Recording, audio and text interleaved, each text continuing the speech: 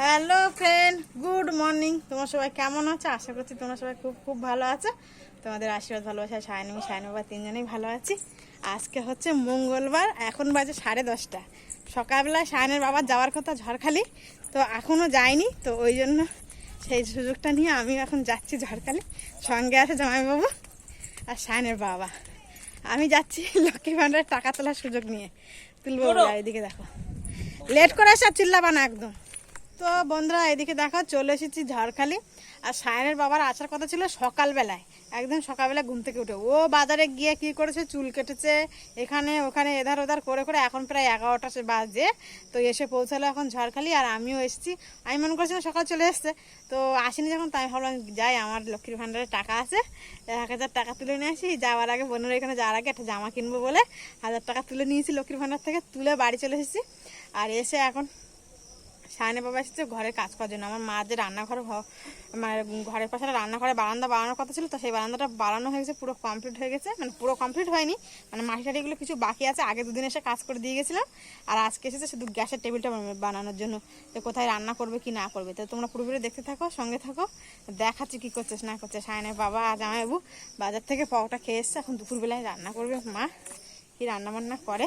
আর সায়নকে রেখে এসেছি পছন্দের বাড়ি। সায়ন তো টিউশনে স্কুল থেকে আসেনি, বলে এসেছি ও থাকবে, একটু করবে। তো দেখাচ্ছি দাঁড়া। এদিকে দেখো আমাদের ঘর, এই যে, হ্যাঁ, এইটা হচ্ছে মেন ঘর, দুটো কামরা, একটা বারান্দা সামনে। আর এই পাশে দেখো এই যে রান্নাঘরটা বাড়িয়েছে, সাইডে বারান্দা।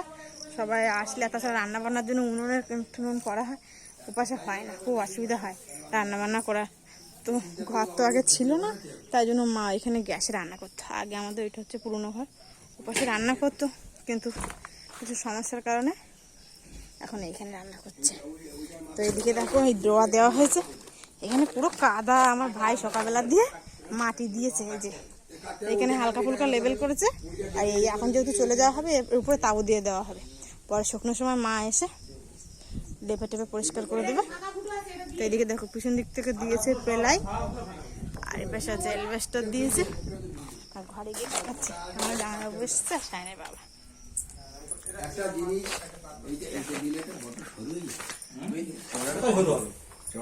এইখানে একটা গ্যাসের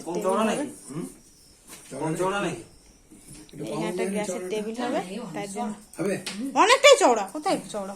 তাহলে করে দে, ওই মাপে করে দে, ওই যে দোকান ঢুকে যায় আর টুকরোটা বন্দিস কর।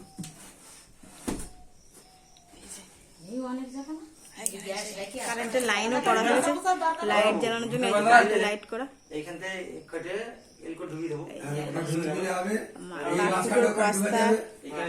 চেরাই করা কাঠ, এই যে বারান্দাটা, যে নাটবল্টু আছে, খুব শক্ত হয় বুঝলি, এই প্লাই হলে খুব শক্ত হয়, মজবুত হবে ভালো। ওটা ওখান থেকে কেটে ঢুকে দিবি, এই মাঝখানটাতে গ্যাপ করে কাটতে হবে। ঘরে বৃষ্টি বৃষ্টি হলেও অসুবিধা হবে না। আমার মাথা রান্না করে, খুব টাইট হয়, তোদের খানিও কমে যাবে আর মজবুত হবে ভালো। ওটা এই টাইপে কাট, আর এইখানটা গোল করে কাট। এই কুলোটা নেছো? তো দেখো সকালবেলা আমার মা চুল টুল গুলো দিয়ে আর একটা প্লাস্টিকের কুলো টুলো ছিল, সেটা আমি ভুল করে পাগলায় দিয়ে ভেঙে দিলাম, তাই এইটা নিছি। তারপরে আবার এই তা কালার পাওনি, অন্য কালার পাওনি? ভালো লাগতেছে, এই সবুজ কালার, তাতে নোংরা হয়ে যায় বেশি। তো এই কুলোটা কিনেছে আমার মা সকাল। কি কি কিনেছো? ও হ্যাঁ হ্যাঁ, আচ্ছা, তো এই বাটি নিয়েছে। হ্যাঁ, কলেজ জুড়ি নাহলে হয়তো ঠাকুরটা নিয়ে যাবো। হ্যাঁ, ঠাকুরের জিনিসপত্র আবি জুবি জিনিস কম নাকি ঠাকুর ঘরে? হ্যাঁ, জিনিসপত্র বেশি। কত জিনিসই দরকার। এদিকে দেখো দুটো ঘর, এই যে ঘরে তেমন কোনো খাট ঠাট নেই, একটা খাট ঘর আর এই একটা ঘর, এবারে মা নিচে থাকে, আর এই যে ঠাকুর ঘর। তোমার জিনিসপত্র গুলো গুছাইছো বললো, তো কই গুছাইছো? মেয়ের কাছে যাবে বলে একেবারে খুশিতে ব্যাগ গুছানো কমপ্লিট। কালো ব্যাগটা গুছাইছো তুমি? কালকে নিয়ে যাই নে, তাহলে নফরগঞ্জ বাজারতে লাগাই দেবো না। এই ব্যাগটা কম বড় মনে করে না মা, ভালো বড় ব্যাগ। হ্যাঁ, ওইটা মশারি নিচ্ছে মা এই ব্যাগের মধ্যে। মশারি, বিছানা চাদর, থালা, এসব টুকিটাকি জিনিস নিতে হবে না, আরো কত জিনিসের মধ্যে করতে হবে। ঠিক আছে, তুমি রান্না করো। কটা বাজে করো মা? বাজে তো 11। 11 বেজে গেছে। তো এখানে দেখো আমি যাচ্ছি কলে, কলসি নিয়ে। আমাদের বাড়ির কাছে কল অনেক কাছে, আর সায়নের বাবা কাজ করছে আর মা রান্না করছে। আর কিছুদিন আগে এই গরমের সময় তো জলই উঠতো না এই কল দিয়ে, তো এখন বৃষ্টি হয়েছে বলে জল ওঠে। কেউ যদি 1 কলসি জল নেয় তারপরে আবার অনেক দেরি হয়, তাই আমার ভাই যখন দেখে কেউ কলে নেই তখন 1 কলসি করে জল নিয়ে যায়। তো মা রান্নার জল নেই বলে তো আমি 1 কলসি জল নিয়ে যাচ্ছি। জল নিয়ে যাওয়ার জন্য আসলাম আর কি কলে। এই কলটা আইলার পরে বসিয়েছে আমাদের এখানে, নাহলে আগে আমাদের অনেক কলে অনেক দূরে যেতে হতো জল আনতে।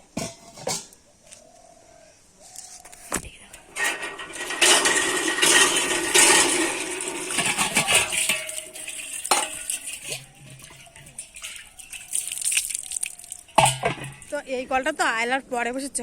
যখন প্রথম আয়লা হয়, আয়লা হওয়ার পর আমাদের এদিকে তো সব কলে নজর উঠে গেছিলো। এখানে একটা মাত্র কল ছিল, সেই কলে যেতাম জল আনতে অনেক দূর। আর যখন যেতাম তখন তো ছোটো ছিলাম, তখন 2-3টে করে জিনিসপত্র নিয়ে যেতাম জল আনার জন্য। আর এখন আমার মা পরে এই পিতলের কলসিটা কিনেছে, খুব একটা বেশি বড় না। আমার মা বড় কলসিতে করে জল নিয়ে আসতে পারে না বলে ছোটো কলসি নিয়েছে। তো আয়লার পরে এইখানে কল বসেছে। আবার আমরা যখন খুব ছোটো ছিলাম তখন আমাদের ঘরের ওপাশে একটা কল ছিল, তখন আমি ছোটো ছিলাম। তো সেই কলটা ভেঙে যাওয়ার পরে অনেক বছরও প্রায় কষ্ট হয়েছে আমাদের অনেক জলের। এই পাড়া থেকে ওই পাড়ায় জল নিয়ে আসতে যেতে হতো। তারপরে আয়লার পরে এখানে কল বসাতে একটু সুবিধা হয়েছে। তা এখন গরমের সময় তো চারিদিকে সাবমার্সিবল বসিয়ে এখন আর ভালো জল ওঠে না। গরমের সময় জল উঠতো না, তা আমাদের মাদের গ্রামে এখানে আরেকটা সাবমার্সিবল বসিয়েছে সবার জন্য, তো ওরা সেইখান থেকে জল নিত। এখন এই কলে জল উঠছে বলে নিয়ে আসে, কাছাকাছি যেহেতু ওইটা আবার খুব দূরে। এখানে দেখো আমার মা তরকারি রান্না করছে, এই যে আলু মাছ তরকারি, পটল ভাজা, এটা সকালবেলা আলু সেদ্ধ আমার জন্য, আমি খাবো এইগুলো। রান্না করছে মাংসের তরকারি, পেঁয়াজ রসুন ওখানে কাঁচা, আদা রসুন বাটা। আর এইখানে দেখতে পাচ্ছ এই মাংসটা কিসের মাংস? তাই এই মাংস আজকে রান্নার স্পেশাল হচ্ছে। এই যে মাংস, এই মাংস তো সবাই খাবে, আমি বাদে। আমি খাই না, আমার ভাই জামাইবাবুকে ওই জন্য আনা হয়েছে, আর সায়না বাবাও খায়। তো খাওয়া রান্না এটা বানিয়ে দিয়ে খাওয়া দাওয়া করে চলে যাবে।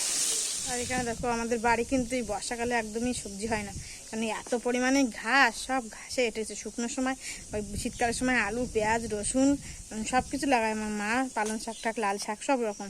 কিন্তু এই বর্ষার সময় তো কিছু লাগাতে পারে না, প্রচুর পরিমাণে ঘাস। আর এত পরিষ্কার করেও পেরে ওঠে না আমার মা। এখন আমার মা তো এমনি বুকের সমস্যা, হাড়ে ব্যথা করে, বয়স হয়ে যাচ্ছে তো ওই জন্য। আর এদিকে দেখো মাঠে এখনও ধান লাগানো হয়নি। এবছর আমার মা মানে জমি করবে না, জমিটা দিয়ে দিয়েছে অন্য লোকেদের খাই ক্লাসি। দেখো মাঠে এখন ওরা ধান লাগায়নি, জিরে কাঠি লাগানো হবে, ওরা ওই জন্য লেট করে লাগাবে আর কি। আমার মা চাষ করবে বলে ওই দেখো পাতা ফেলেছিল এখানে, এটা বঙ্গবন্ধু না কি অন্য কি মোটা ধান সেটা ফেলেছিল আমার মা চাষ করবে বলে। তো হঠাৎ মাত্র যাওয়ার চিন্তা ভাবনা হলো মহারাষ্ট্রে, তার কারণে মা চাষ করেনি, খাই ক্লাসি দিয়ে দিয়েছে, তো লোকে চাষ করবে।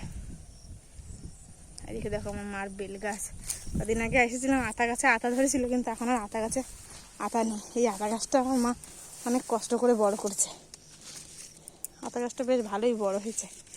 এই দেখো বেল গাছটা বড় হয়ে ডাল পুরো ঝুঁকে পড়েছে এই রাস্তায়। আর ওইদিকে দেখো আমাদের একটা তাল গাছ আছে, এই যে এই তাল গাছটা, তাল গাছে দেখো তাল হয়েছে, তাল পড়ছে। এখন বোনের বাড়ি নিয়ে যাবো তালের বড়া করে, তা আমি আর ওপাশে যাবো না মাঠের দিকে। তো এখানে দেখো মাঠের ধারে এসছে, এখনো মাঠ ধান টান তো লাগানো হয়নি, অন্য ধান হলে লাগানো হয়েছে। জিরে কাঠি লাগাবে, আর এবছর তো চাষ করিনি, চাষ করবে না আমার মা, অন্য কারো দিয়ে দিয়েছে ওই জন্য। আর মা তো যাবে না মোটে, আমার মা কিন্তু মহারাষ্ট্রে যাওয়ার ইচ্ছা ছিল না প্রথমে, তো আমাদের জন্য যেতে রাজি হয়েছে। আর মাকে আমার বোন বাড়ি একা ডাকবে না, ফ্যামিলি কিছু সমস্যা আছে ওই জন্য, ভাই যেহেতু চলে যাবে, ভাই গিয়ে কাজ করবে ওই জন্য। তো ওই জন্য মানে চাষের জন্য দিয়ে দিয়েছে খাই ক্লাসি লোকের। আর আমরা যাচ্ছি, হঠাৎ মাত্র প্ল্যান হয়েছে, তাই যাচ্ছি যে আমরা গিয়ে একটু ঘুরে আসি। অনেকদিন যায় না, আমি গিয়েছিলাম সেই সায়নের যে বছর 4 বছর বয়স, তখন বার্থডেতে সায়নের বার্থডে হয়েছিল এখানে, লকডাউন ছিল তখন গিয়েছিলাম। এখন আর যাওয়া হয়নি, সায়নের বাবা যায়নি কোনো দিন, তাই এখন যাবো বলে সিদ্ধান্ত নিয়েছি। আর মা বাড়ি একা থাকতে দেবে না ভাই বোন মাকে, ওই জন্য বলছে তুমি চলো, তুমি আমাদের এখানে কি থাকবে, বাড়ি এসে একা একা থেকে কী করবে, একা একা শুধু দেখার ভালো লাগে না, মা এখানে থাকলে আমাদেরও মনটা ভালো লাগবে, যে আমরা যেখানে থাকবো মা যদি আমাদের পাশে থাকে তো আমাদেরও মনটা ভালো লাগবে, ওই জন্য মা নিয়ে যাচ্ছি। দেখো জমি পিঠে বাড়ি থাকেও করার লোক নেই। এদিকে দেখো পুকুরে মাছ দেখা যাচ্ছে, ছোটো ছোটো মাছ, ওই দিকে দেখো জলের ভিতরে ছোট ছোট মাছ। এই যে পুকুরতে বা ছেঁচে দিয়েছিল, বড় মাছ নেই, আর যা ছিল আমরা তো মোটামুটি খেয়ে নিয়েছি। এখন পুকুরে ভালোভাবে জলও ভর্তি নেই আমার মাদের, আর আমাদের পুকুরে জল পুরো ফুল ভর্তি হয়ে গেছে, জল লাস্টে বের করে দিতে হয়েছে। ছোটো ছোটো তেলাপিয়া মাছের বাচ্চা দেখতে পাচ্ছ, ওই যে ছোটো ছোটো তেলাপিয়া মাছের বাচ্চা ভর্তি হয়ে গেছে, তেলাপিয়া মাছের বাচ্চা আর নাহলে জাপানি পুঁটির বাচ্চা। ওইখানে আমার মার মাংস তরকারি দেখো হয়ে গেল, কষাই হয়ে গেছে, জল ঢেলে দিচ্ছে। আর এদিকে দেখো সবাই মুখ চলছে কিন্তু কষাই মাংস।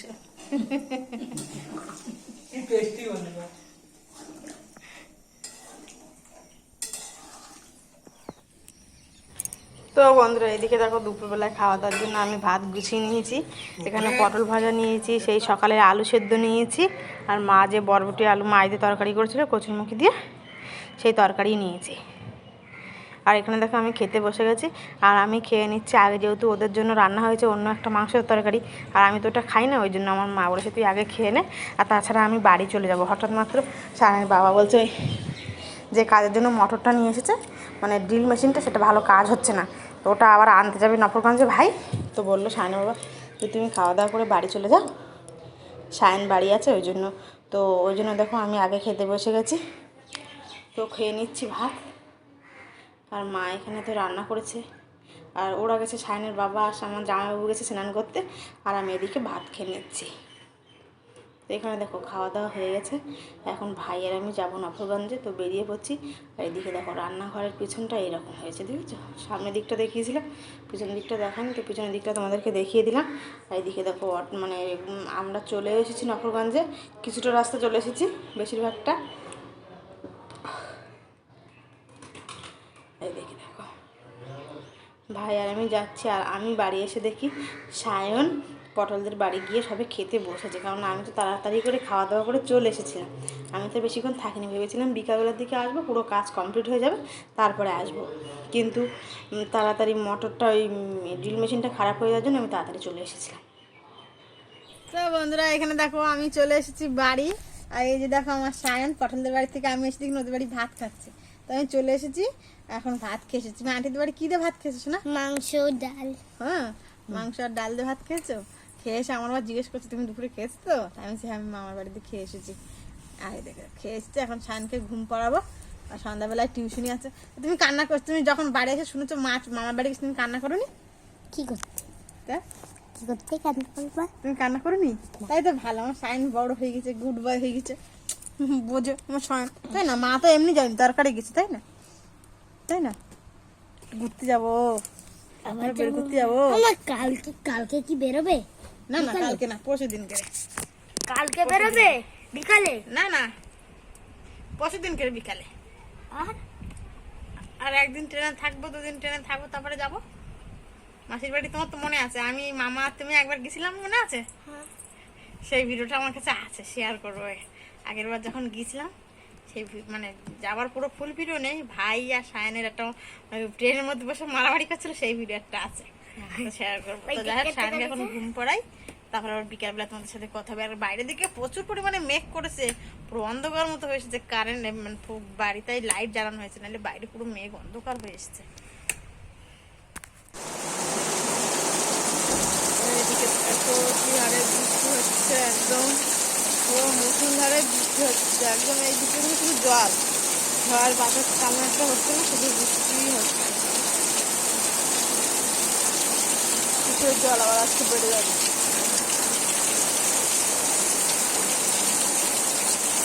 গুড ইভিনিং বন্ধুরা, শুভ সন্ধ্যা। তো এখন বাজে কটা? এখন বাজে প্রায় 8টা বাজতে যাচ্ছে। তো যাই হোক দুপুরবেলা সায়ন খাওয়া দাওয়া করে ঘুমিয়ে পড়েছিল, বিকালবেলা ঘুম থেকে উঠে টিউশনে চলে গেছে, মানে সন্ধ্যাবেলার দিকে। আর সায়নের বাবা এখনো পর্যন্ত ঘরে আসেনি, ও মাদের বাড়ি থেকে কাজ করে এসে ওই রাস্তায় বাজারে গেছে। আর এখন রাত্রে সকালে তো কোনো কিছু রান্না হয়নি, সকালে তোর বাবা সকালবেলায় ঘুম থেকে উঠে ঘরের থেকে বেরিয়েছে, কিন্তু ঘরে আর আসি না। আগের দিনের ভাত ছিল, তরকারি ছিল, সেইটা আমি সকালে খেয়েছি। আর সায়ন তো টিফিন নিয়ে গেছিলো, আর দুপুরবেলা সায়ন পটলদের বাড়ি খেয়েছে, আমি ঝাড়খালি থেকে খেয়ে এসেছি। তো রাত্রে এখন রান্না করবো হচ্ছে ডিমের তরকারি।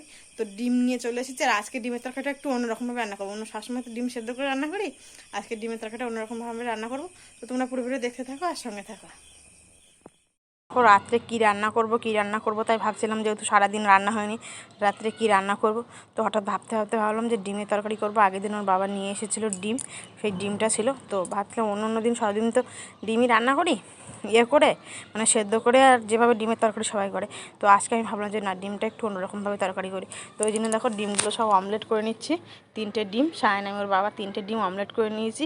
আর অমলেট করে নেওয়ার পর যে আলুগুলো খুব বেশি বড় না, ডিমের তরকারি থেকে অল্প একটু ছোটো ছোটো করে কেটেছিলাম।